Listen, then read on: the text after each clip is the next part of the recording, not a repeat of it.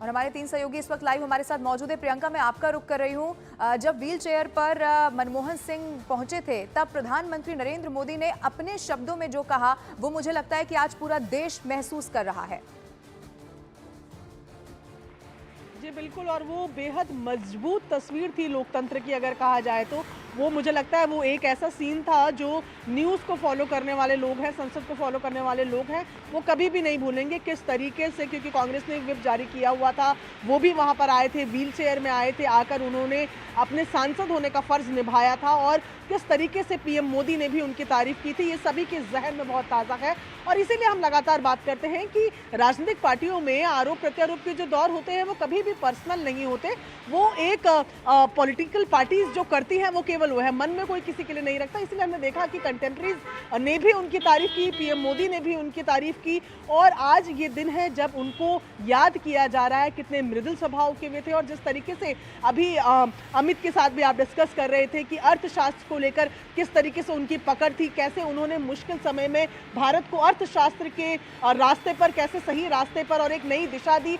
बहुत इंपॉर्टेंट है, बहुत ज़रूरी है कि हम सूचना के अधिकार के बारे में भी बात करें। आज जो आरटीआईज हम लगा पाते हैं, आज किस विभाग में क्या काम चल रहा है, क्या उसकी जानकारी पब्लिक डोमेन में जो आती है वो सूचना के अधिकार से मिली। और उसके लिए भी जो व्यक्ति जिन्होंने ये काम किया वो मनमोहन सिंह ही थे। ऐसी कई चीज़ें उन्होंने देश को दी कि जब भी उनकी बात होगी, राइट टू एजुकेशन की बात की जाए, सूचना के अधिकार की बात की जाए, न्यूक्लियर डील की बात की जाए, ये सब कुछ पूर्व प्रधानमंत्री मनमोहन सिंह के खाते में ही है। जब आज उनकी शख्सियत को याद किया जा रहा है तो केवल कम बोलने वाले प्रधानमंत्री के तौर पे नहीं किया जा रहा है। उन्होंने देश के लिए, देश की अर्थव्यवस्था के लिए, देश के समूचे रूप के लिए जो कार्य किए, बड़ी बड़ी जो उनकी योजनाएं रही, जिसमें सबसे महत्वपूर्ण मैं सूचना के अधिकार, आरटीई को मानती हूँ। और ऐसे में ऐसी कई चीज़ें हैं जिससे आम लोग भी आज उनसे कनेक्ट होकर जब भी कभी वो इन चीज़ों का इस्तेमाल करेंगे, हमेशा पूर्व प्रधानमंत्री डॉक्टर मनमोहन सिंह को याद रखेंगे। बिल्कुल प्रियंका, ठीक कहा आपने, और इसीलिए आज पूरा देश गमगीन है। नीरज का मैं रुख कर लेती हूँ। नीरज, जैसा इससे पहले आप बता रहे थे बारिश हो रही है, क्या कोई वीआईपी मोमेंट अब आपको नजर आ रहा है और इस वक्त अंदर कौन कौन मौजूद है, अगर इसके बारे में भी आप बता पाए नीरज।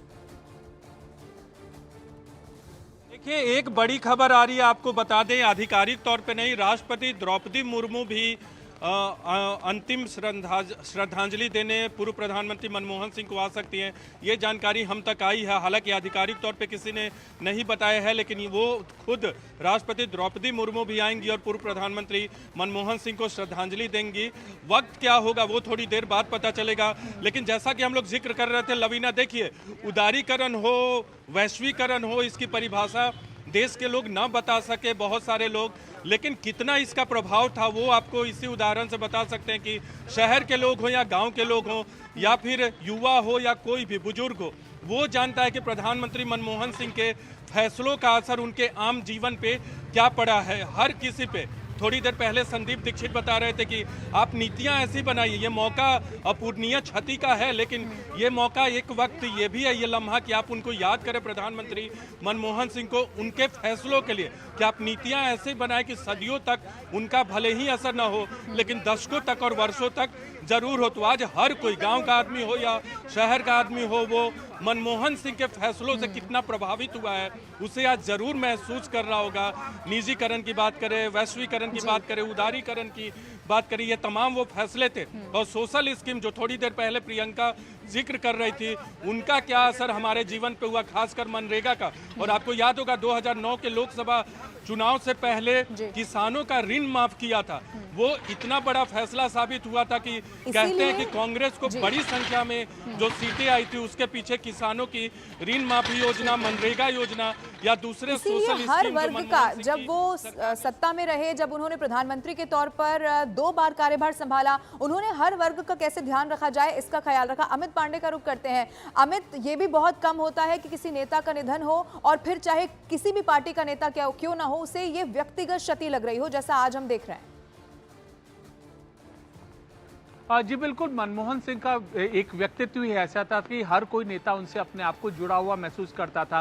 सत्ता में जब वो थे, जब वो प्रधानमंत्री थे 10 साल तक, उनका जिक्र सबने किया, लेकिन कुछ अनछुए पहलू हैं, उनसे मैं आपको रूबरू कराना चाहूँगा। मसलन कि जब 2014 में जब बीजेपी सत्ता में आई थी, उसके बाद जब वो विपक्ष की सीट में जब बैठते थे, बावजूद इसके कई ऐसे मौके आए जब मौजूदा सरकार की आलोचना करनी हो, चाहे संसद में वक्तव्य देकर हो या फिर जो उस वक्त जो कांग्रेस शासित जो मुख्यमंत्री होते थे उनको खुद मनमोहन सिंह अपने पास बुलाते, उनसे डिटेल्स लेते। और कई बार हमने यह तस्वीरें देखी थी कि आर्थिक मसलों पर उन विपक्ष जब कांग्रेस में थी, पिछले 10 साल से है कांग्रेस में, तब उनकी पार्टी के शासित राज्यों के मुख्यमंत्रियों को वह ब्रीफिंग देते थे कि आप इस मुद्दे को ले जाइए, ऐसे आप सरकार के मुद्दे को आप घेरिए। और ये भी हमें याद रखना होगा, नोटबंदी जैसा मुद्दा हो चाहे अन्य जो मुद्दे हो, कब हमेशा सरकार के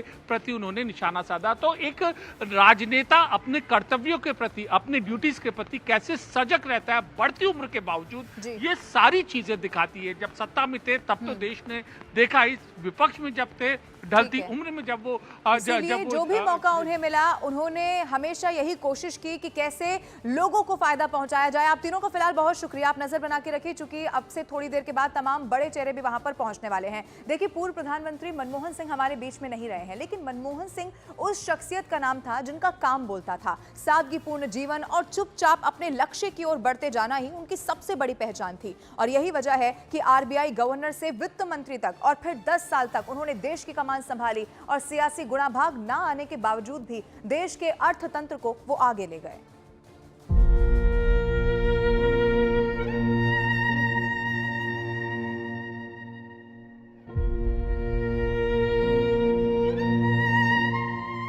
दशकों तक सरकार और सियासत की पगडंडियों में चलकर सबसे ऊंचे पायदान तक पहुंचकर भी बेदाग रहने वाले मनमोहन खामोश हो गए।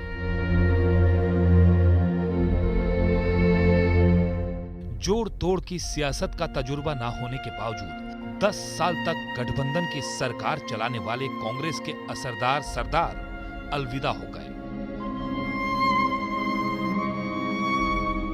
देश के करोड़ों लोगों को गरीबी की बेड़ियों की गिरफ्त से रिहा कराने वाले अर्थशास्त्री मनमोहन अब लौट कर नहीं आएंगे।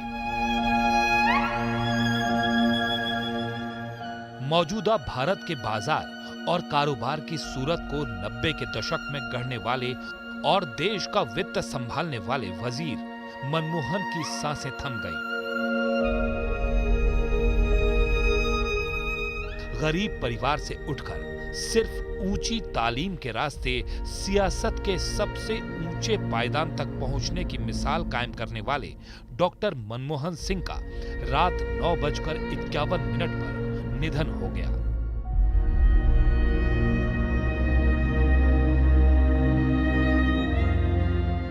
92 साल का उनका जीवन एक शून्य में समाहित हो गया। समय का पहिया अचानक थम सा गया।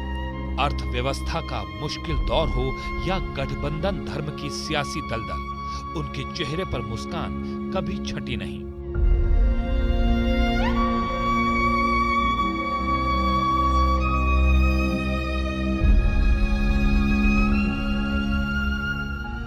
प्रधानमंत्री ने भी उनके जाने पर गहरा शोक व्यक्त किया। किसी ने बतौर वित्त मंत्री उनके योगदान को याद किया, किसी ने उनकी नेतृत्व क्षमता को याद किया, किसी को आम लोगों का जीवन आसान बनाने का उनका जुनून याद आया। कोई देश को समर्पित उनके ज्ञान और उनकी योग्यता के आगे नतमस्तक हुआ, तो किसी ने उनकी सादगी को सलाम किया। डॉक्टर मनमोहन सिंह की तबीयत पिछले कई महीनों से नासाज थी। आखिरी बार वो संसद में भी व्हील चेयर पर ही पहुंचे थे। उस वक्त देश सेवा के उनके जज्बे को हर किसी ने सलाम किया था, लेकिन गुरुवार की शाम को उनकी तबीयत अचानक इतनी बिगड़ी कि उन्हें अस्पताल ले जाना पड़ा। शाम करीब 8 बजे उन्हें दिल्ली के एम्स अस्पताल लाया गया, लेकिन डॉक्टरों की तमाम कोशिश बेकार हो गई।